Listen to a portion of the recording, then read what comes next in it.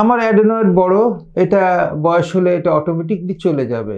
সমস্যা কি, আমি অপারেশন করব না। বাচ্চার অ্যাডেনয়েড বড় আছে, বয়স হলে চলে যাবে। অনেক ডাক্তারই বলেন, অনেক আমি বিভিন্ন স্পেশালিস্টের কথা বলবো না, স্পেশালিটির কথা বলবো না, কিন্তু এই একটা ইনফরমেশন কিন্তু বাচ্চার বাবা মার কাছে চলে যায় কি অসুবিধা নাই, অ্যাডেনয়েড তো কয়েক বছর পরে চলেই যাবে, তখন অপারেশন করার, কষ্ট করে অপারেশন করার দরকার কি। এখানে একটা বিরাট বড় শুভঙ্করের ফাঁক আছে, একটা বিরাট বড় একটা কমিউনিকেশন প্রবলেম আছে বা একটা ইন্টেলেকচুয়াল প্রবলেম আছে। সেটা হলো কি, আপনি চিন্তা করতে হবে কি আমাদের বাচ্চা কিন্তু একটা মানুষ, একটা ছেলের বেলা কিন্তু 15-16 বছর বা 13-14 বছর বাড়ে, মানে যে মেন গ্রোথটা হয়। মেয়েদের বেলা 11-12 বছর, 13 বছর পর্যন্ত গ্রোথটা হয়।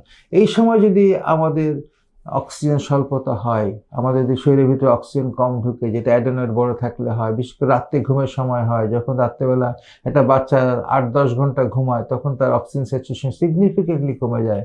কাজেই তার যদি আমরা এই সময়টা যদি তাকে আমরা অক্সিজেন ডিপ্রাইভেশনে রাখি, মানে অক্সিজেনের স্বল্পতায় রাখি, তাহলে কিন্তু তার গ্রোথ পিরিয়ড শুধু কিন্তু বডিলি গ্রোথ না, তার ভিতরে স্ট্রাকচারগুলো যে গ্রোথ হচ্ছে, তার মেন্টাল গ্রোথ হচ্ছে, তার ইন্টেলেকচুয়াল গ্রোথ হচ্ছে, তার বিহেভিয়ারাল গ্রোথ হচ্ছে, প্রত্যেকটা জায়গায় কিন্তু তার সিগনিফিকেন্ট সমস্যা থেকে যাবে।